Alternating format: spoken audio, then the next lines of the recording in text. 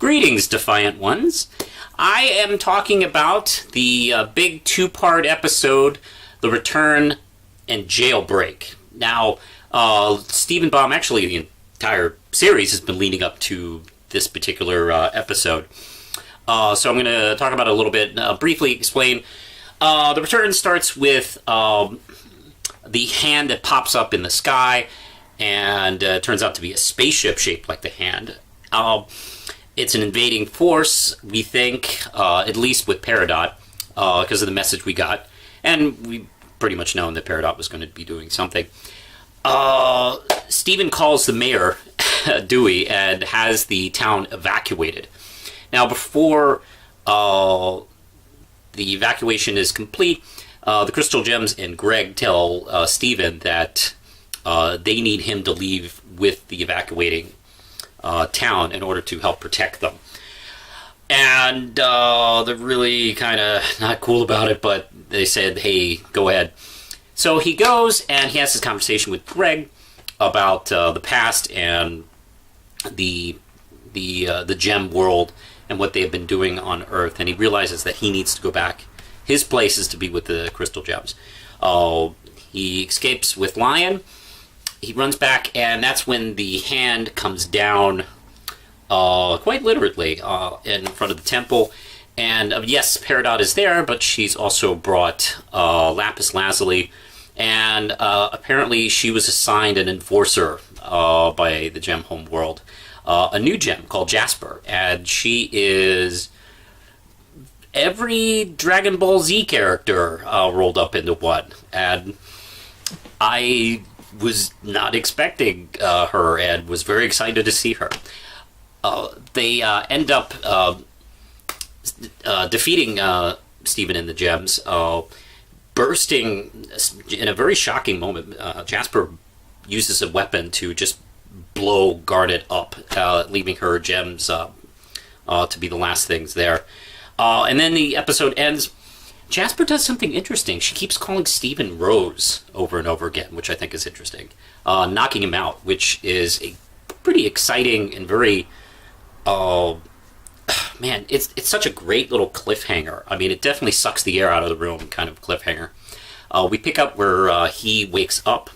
In the Jailbreak episode, he wakes up in a cell in the spaceship. The spaceship has already taken off and is leaving Earth. In the cell next to him is this short little gem named Ruby, and she's really upset. He's able to escape because the force fields on the cells, sort of like Star Trek-ish, are able to like hurt gems trying to get through it. But since he's half human, he gets through it. It kind of gives him a little bit of a shock, but he is able to walk through them.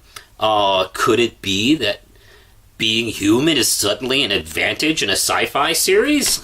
That is a rarity. But yeah, so he's able to get Ruby out, and she is upset and desperately wants to find Sapphire.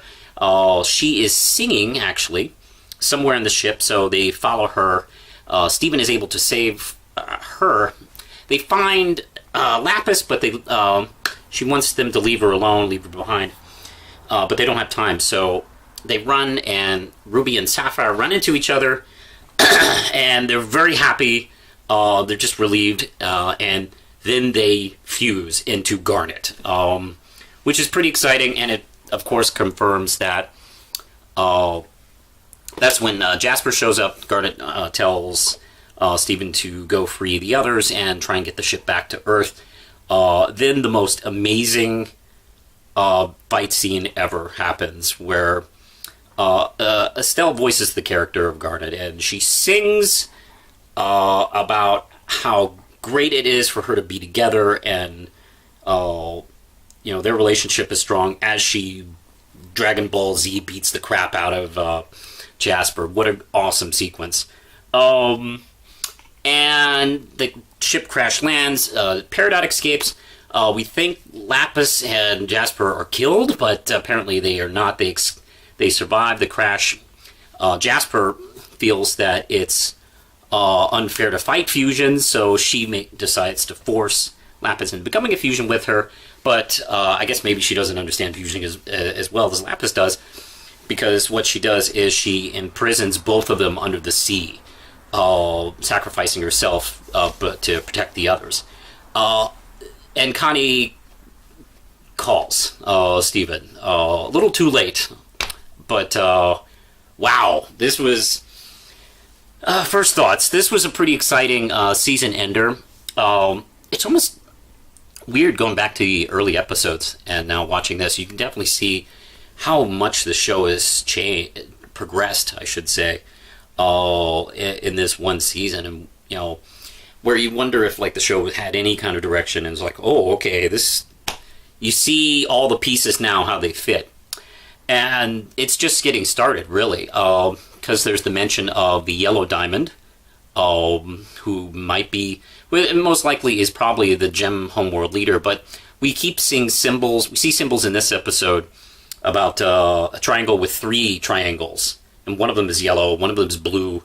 I forgot what the other color was. So there might be 3 diamonds, actually. So there might be a diamond authority. But wow, I'm trying to think. First off, the Garnet sequence. This is something we've been talking about forever. I have to admit, I've been resisting the idea of Garnet being a fusion for a while, up until cuisine, fusion cuisine, or I think that's the name of the episode. Was fusion? Is it fusion cuisine? After that, I was like, well, she's got to be a fusion. I mean, she kind of almost became 2 people during that breakup part. I was kind of resisting it because I was worried it would kind of like... I was worried it would do to Garnet as a character, but now that I see what they're doing, now that I see that she is kind of a physical embodiment of their love, I mean, it's fantastic. It's much better than I hadn't feared that they were going to do with the character. I really love it. And what is interesting is when Jasper shows up, she recognizes each aspect of the 3 gems, even though she's probably never seen Amethyst before, and or possibly not. Maybe at least haven't seen these people for 5,000 years. She instantly knows what Garnet is, and she mentions Pearl as being a defective Pearl, and then an overcooked runt is Amethyst. It's interesting how she seems to be disgusted by Garnet's situation and very being, which is not that hard to see as as kind of a metaphor of prejudice towards gay people in our little universe here, because it's obvious that Ruby and Sapphire are in love with each other, and that little moment between them is so sweet. They instantly fuse. I mean, they don't even be apart for a second. I mean, they're actually very scared. Ruby's scene with Steven is quite upsetting, because she's kind of embarrassed for him to see her like that, because this was not the way she wanted him to know about her and Sapphire and Garnet. But it's kind of sweet, at the end when they were talking about how they were waiting for his birthday to surprise him with it. I do wonder if maybe that is a prejudice in the Gem Home world of fusions that are permanent, and people coupling and want to stay that way. I'm very curious to see if they play with that a little bit in that direction. One more thing about Jasper's observations. She mentions that Pearl is defective, and we don't go any more into that. So I'm curious if what she meant by that, actually. I have a little bit of a theory that Pearl doesn't shapeshift for a reason, and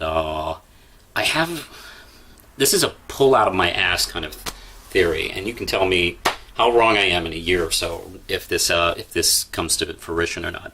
But I have this feeling that her gem is corrupted, and they haven't really explained to us how gem corruption works and stuff like that, or how they get corrupted in the first place. I have this theory that her gem is corrupted, and the only thing that keeps her from becoming a monster is not shapeshifting. Like, shapeshifting may be a key to becoming a monster. Like, they shapeshift, and, you know, it goes wrong, and they turn into that beast or something. One of those beasts or something like that. This is just me completely guessing. We'll see if I'm right by the end of this upcoming season.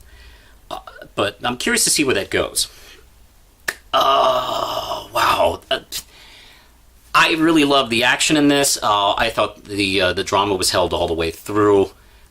This is just a really great episode. I call it episode. I mean, it's 2 parts, but it's an episode to me.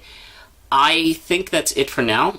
Wow, this is amazing. I gotta say, this season is just really won me over. I think now that you can watch the whole season and see what they've been doing, this is a really strong series, and I would put this up against any of my favorite animated series of the last 20 years.